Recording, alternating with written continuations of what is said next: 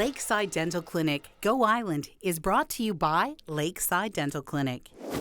An e-town hall meeting, the third for Nanaimo, big signage at Departure Bay Ferry Terminal, and tax exemptions for nonprofits. Just some of the items up for discussion at the most recent City Council meeting. Incentives for just the right person, rapid fire with the Nanaimo Clippers, and a brand new ocean-bound episode of Clock.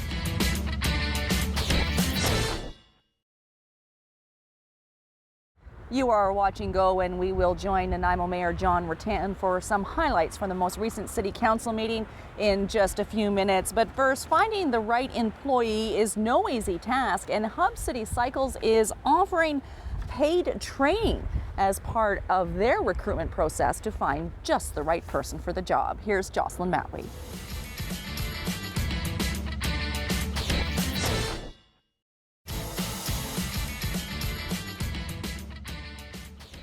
The third e-town hall meeting took place on Monday night in Nanaimo City Hall. How successful was that? And maybe just a quick recap on what is it? Well, basically, it's an attempt by the city to engage more people in other than a traditional way of doing it, and which is attending the meeting in person. And, right. Yeah. Exactly. And so what we wanted them to do is contact us through social media. They could send in letters in the conventional way. Any of these options were available to them, and I think that there obviously we encouraged people to come forward from the audience and speak as well.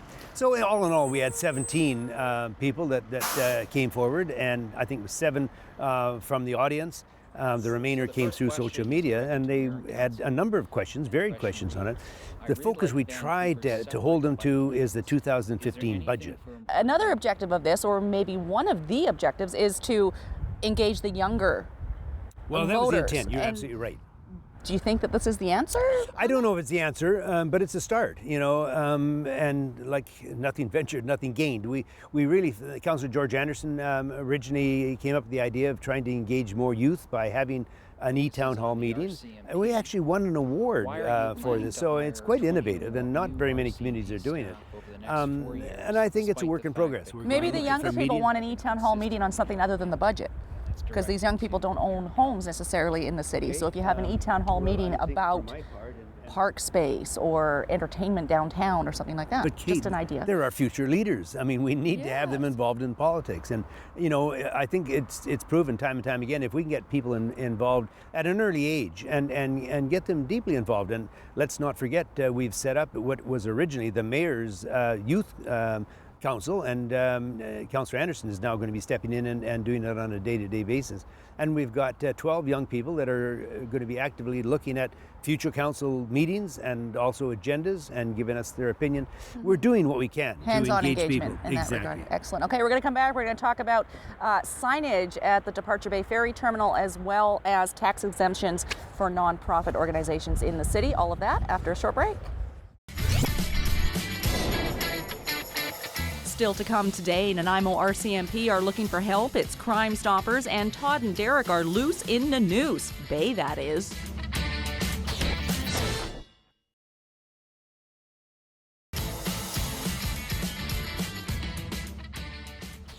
You're watching Go Island. We will rejoin John Ruttan in just a few minutes. Another quick item that came up for discussion at the council meeting on Monday night here in Nanaimo was proposed by George Anderson to develop an app where citizens of the city can report with photographs things like potholes in roads, graffitis, any obstructions, and things that they need city staff to know about. If you'd like more details on that or anything else that happens at City Council, www.nanaimo.ca. It's all itemized by agenda, with video links directly attached. We're going to throw things over now to Dan Marshall. It's our second installment of Nanaimo Clippers Rapid Fire.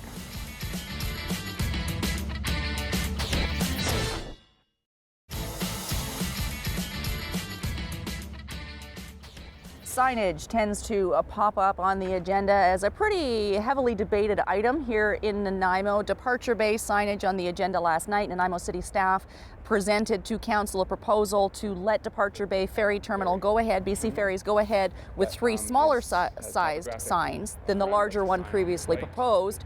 And what happened? It was defeated.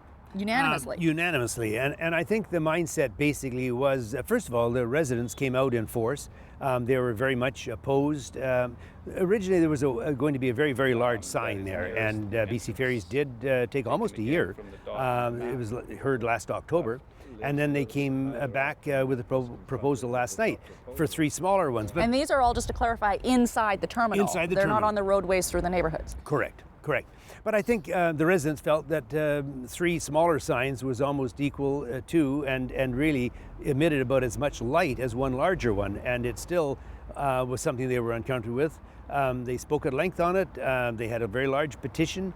And that swayed council. Is it safe to say? Exactly. Yeah. I think it did. And I think council felt that there more could be done. And I understand what BC Ferries is trying to accomplish. And, I respect the reasons why they need signage there.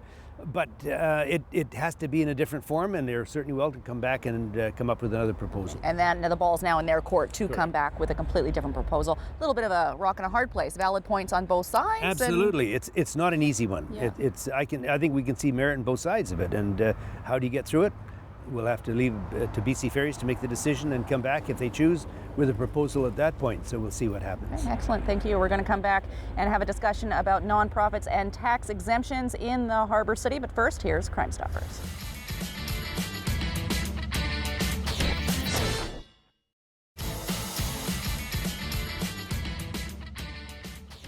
Pacific Care and the Multicultural Society of Central Vancouver Island both appeared in front of Nanaimo City Council on Monday night asking for appeals on tax exemptions for their rented properties that had been previously Denied.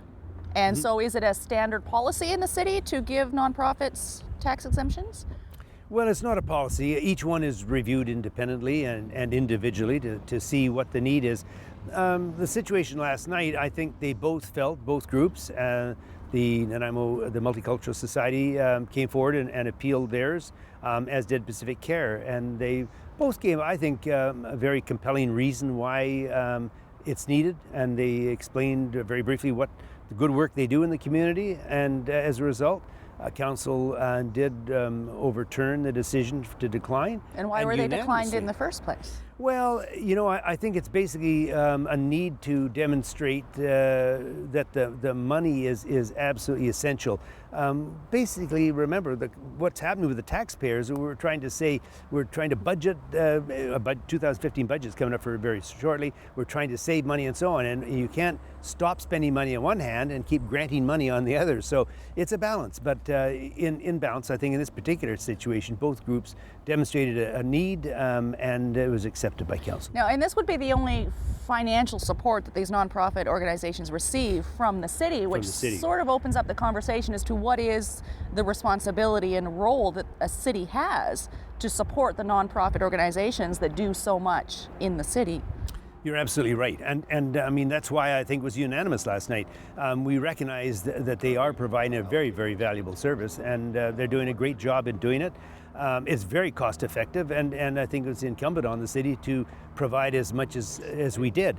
And then just to clarify that these tax breaks go to the property owners, that is then passed down to the organization themselves. Correct. The property owner has to sign an agreement with the tenant that if this grant of tax concession is given, that it will be passed through to the tenant. And the other thing that's important to remember, we can only exempt our portion, the city's portion of it. So it's around 60%.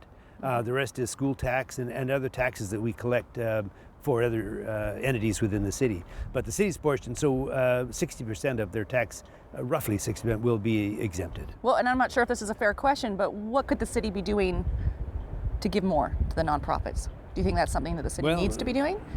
Well, every case you have to look at individually, and I don't think you can put up a blanket policy and say, look, this is going to apply to every nonprofit or any social group in the community.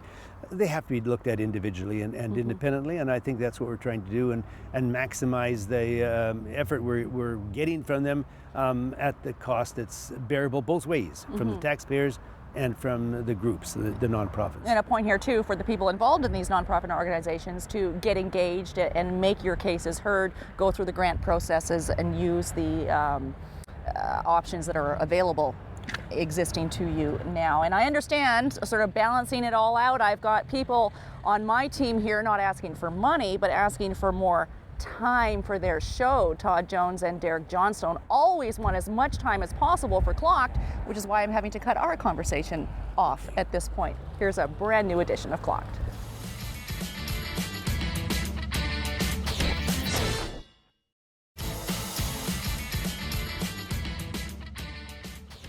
It's hard to believe that that was our 32nd episode of Clocked. It's a series that is a whole lot of fun and wouldn't happen without public input. I want to give a little shout out to Judy Christofferson for putting that submission forward. If you've got an idea, send me a private message, kate.bergen@sjrb.ca. We want to get those boys stumped. It's been a while. That brings us to the end of this edition of Go Island. Thank you so much for watching, and we'll see you next time.